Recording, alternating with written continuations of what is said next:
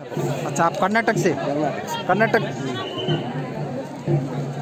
ನಮಸ್ಕಾರ, ಶರಣಾರ್ಥಿ. ನಾನು ಇವತ್ತು ನಮ್ಮ ಭಾರತ ದೇಶದ ಪಕ್ಕದ ನೆರೆ ರಾಷ್ಟ್ರ ಆಗಿರ್ತಕ್ಕಂಥ ನೇಪಾಳದಿಂದ ನಾನು ಈ ಒಂದು ಇಲ್ಲಿಯ ಧಾರ್ಮಿಕ ಕ್ಷೇತ್ರ ಪುಣ್ಯಕ್ಷೇತ್ರ ಆಗಿರ್ತಕ್ಕಂಥ ಶ್ರೀ ಪಶುಪತಿನಾಥ ಮಂದಿರದ ಆವರಣದಿಂದ ನಾನು ಮಾತಾಡ್ತಾ ಇದ್ದೇನೆ. ತಮಗೆ ಈ ಒಂದು ಪಶುಪತಿನಾಥ ಮಂದಿರದ ದಿವ್ಯ ದರ್ಶನವನ್ನು ತಮಗೆ ಮಾಡಿಸುತ್ತಿದ್ದೇನೆ. ಇಲ್ಲಿ ಏನಪ್ಪ ಅಂತಂದರೆ आप नज़दीक है, साउंड नहीं आएगा? आ जाएगा साउंड. ಏನಪ್ಪ ಅಂತಂದರೆ ಇಲ್ಲಿ ಈ ಮಂದಿರದ ವಿಶೇಷತೆ ಏನು ಅಂತಂದರೆ ಇಲ್ಲಿ ಭಾಗವತಿ ನದಿ ಅಂತಕ್ಕಂಥ ಒಂದು ಪಕ್ಕದಲ್ಲಿ ನದಿ ಇದೆ. ನದಿಯ ಪಕ್ಕದಲ್ಲಿ ಈ ಒಂದು ಪಶುಪತಿನಾಥ ಮಂದಿರ. ಇದು ನಮ್ಮ 12 ಜ್ಯೋತಿರ್ಲಿಂಗದಲ್ಲಿ 12 ಜ್ಯೋತಿರ್ಲಿಂಗಗಳು ಎಷ್ಟು ಮಹತ್ವ ಇದೆ ಅಷ್ಟೇ ಮಹತ್ವವಾಗಿರ್ತಕ್ಕಂಥ ಇದೊಂದು ಜ್ಯೋತಿರ್ಲಿಂಗ. ಈ ಒಂದು ಕೇದಾರನಾಥ ಮಂದಿರದ ಅರ್ಧ ಜ್ಯೋತಿರ್ಲಿಂಗನೇ ಅಂತ ಒಂದು ಪೌರಾಣಿಕವಾಗಿ ಇದನ್ನು ಉಲ್ಲೇಖವಿದೆ. ಈ ಒಂದು ಪಶುಪತಿನಾಥ ಮಂದಿರಕ್ಕೆ ಪಶುಪತಿನಾಥ ಅಂತ ಹೆಸರು ಬರಲಿಕ್ಕೆ ಏನು ಕಾರಣ ಅಂತಂದರೆ ಇದಕ್ಕೊಂದು ಪೌರಾಣಿಕ ಹಿನ್ನೆಲೆ. ಯಾವಾಗ ಶಿವನು ವೈಕುಂಠದಲ್ಲಿದ್ದಾಗ ತಾನು ಈ ಒಂದು ಭಾಗವತಿ ನದಿಯ ಇಲ್ಲಿಯ ಒಂದು ಸೌಂದರ್ಯಕ್ಕೆ ಮೊರೆ ಹೋಗಿ ಪಶುಪತಿನಾಥನು ಒಂದು ಜಿಂಕೆಯ ಅವತಾರವನ್ನು ತಾಳಿ ತನ್ನ ಧಾಮದಿಂದ ಇಲ್ಲಿ ಬಂದು ಈ ಒಂದು ಸ್ಥಳದಲ್ಲಿ ಬಹಳ ದಿವಸ ವಿಶ್ರಾಂತಿಯನ್ನು ಪಡಿತಾ ಇರ್ತಾರೆ. ಯಾವಾಗ ವೈಕುಂಠದಲ್ಲಿ ಒಂದು ಶಿವನು ಇಲ್ಲಾರ್ದನ್ನು ನೋಡಿ ಎಲ್ಲ ದೇವತೆಗಳು ಬಹಳದಿಂದ ಶಿವನು ಈ ಒಂದು ನಮ್ಮ ಧಾಮದಲ್ಲಿ ಇಲ್ಲ, ಅವರು ಇಲ್ಲಂದರೆ ಇಡೀ ಜಗತ್ತು ಹೇಗೆ ನಡೆಸಬೇಕು ಅಂತಕ್ಕಂಥ ಒಂದು ಚಿಂತನೆಯಲ್ಲಿ ಇದ್ದಾಗ ಆವಾಗ ಎಲ್ಲರೂ ವಿಷ್ಣುವನ್ನು ಮೊರೆ ಹೋದಾಗ ವಿಷ್ಣುವರು ತಮ್ಮ ದಿವ್ಯದೃಷ್ಟಿಯಿಂದ ನೋಡಿದಾಗ ಅವರು ಶಿವನು ಜಿಂಕೆ ಅವತಾರವನ್ನು ತಾಳಿ ಈ ಒಂದು ಆಗಿರ್ತಕ್ಕಂಥ ಈ ಒಂದು ಭಾಗವತಿ ನದಿ ಮತ್ತು ಇಲ್ಲಿ ಅರಣ್ಯದಲ್ಲಿ ಓಡಾಡ್ತಿರೋದನ್ನು ನೋಡಿ ಇಲ್ಲಿ ವಿಶ್ರಾಂತಿ ಮಾಡೋದನ್ನು ನೋಡಿ ವಿಷ್ಣು ಅವರು ಇಲ್ಲಿಗೆ ಬಂದು ಅವರನ್ನು ಕರೆದುಕೊಂಡು ಹೋಗಬೇಕು ಅಂತ ಬಂದಾಗ ಯಾವಾಗ ವಿಷ್ಣು ಬಂದು ಆ ಶಿವನನ್ನು ಕರ್ಕೊಂಡು ಹೋಗ್ಬೇಕಂತ ನೋಡಿದಾಗ ಶಿವನು ಆ ವಿಷ್ಣುವನ್ನು ನೋಡಿ ಓಡೋಕ್ಕೆ ಆ ಜಿಂಕೆ ಓಡೋಕ್ಕೆ ಓಡಿ ಹೋಗುತ್ತದೆ. ಆಗ ವಿಷ್ಣುನು ಆ ಒಂದು ಜಿಂಕೆಯನ್ನು ಹಿಡಿದಾಗ ಅದರ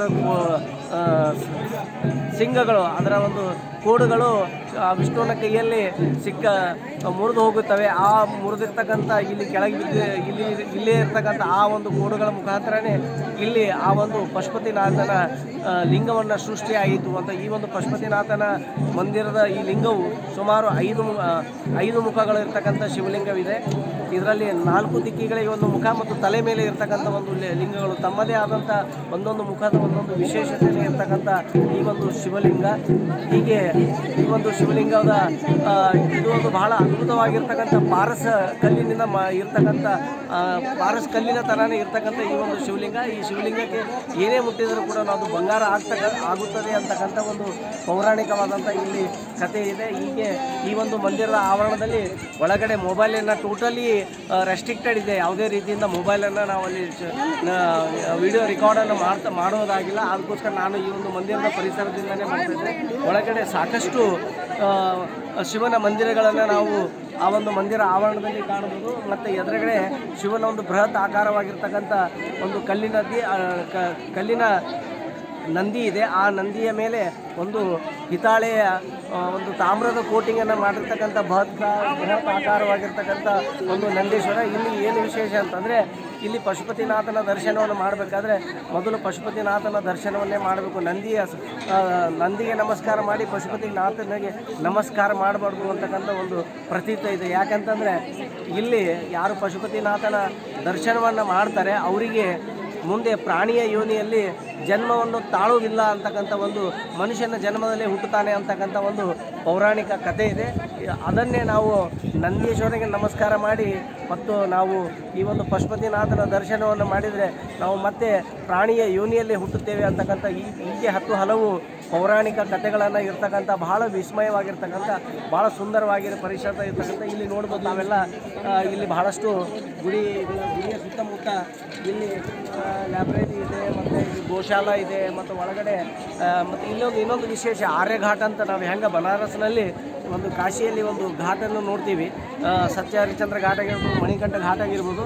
ಇಲ್ಲಿ ಒಂದು ಘಾಟ್ನಲ್ಲಿ ಏನು ಅಂತಂದರೆ ಶವ ಸಂಸ್ಕಾರ ಮಾಡಬೇಕಾದ್ರೆ ಈ ಒಂದು ಭಾಗವತಿ ನದಿಯ ತಟದಲ್ಲಿ ಇರ್ತಕ್ಕಂಥ ಆರೆಘಾಟಿನಲ್ಲಿ ತಂದು ಆ ಒಂದು ಶವ ಸಂಸ್ಕಾರವನ್ನು ಆ ದೇಹವನ್ನು ಶವ ಸಂಸ್ಕಾರದ ದೇಹಕ್ಕೆ ಆ ವ್ಯಕ್ತಿಯ ಪಾದಕ್ಕೆ ಒಂದು ಭಾಗವತಿಯ ನೀರನ್ನು ಆ ಪಾದಕ್ಕೆ ಹಚ್ಚಿದ ಮೇಲೇ ಪೂಜೆ ಮಾಡಿದ ಮೇಲೇ ಆ ಒಂದು ಮುಂದಿನ ಒಂದು ಶವಸ್ಕಾರವನ್ನು ಮಾಡ್ತಕ್ಕಂಥ ಈ ಒಂದು ಆರೆಘಾಟ ಸೇಮ್ ಟು ಸೇಮ್ ನಾವು ಹೇಳಬೇಕಾದ್ರೆ ಅಲ್ಲಿಯ ಒಂದು ಕಾಶಿಯ ಘಾಟ್ ಥರನೇ ಹೀಗೆ ಹಲವು ವಿಶೇಷಗಳಿಂದ ಕೂಡಿರ್ತಕ್ಕಂಥ ಈ ಒಂದು ದೊಡ್ಡ ಪಶುಪತಿನಾಥ ಮಂದಿರ.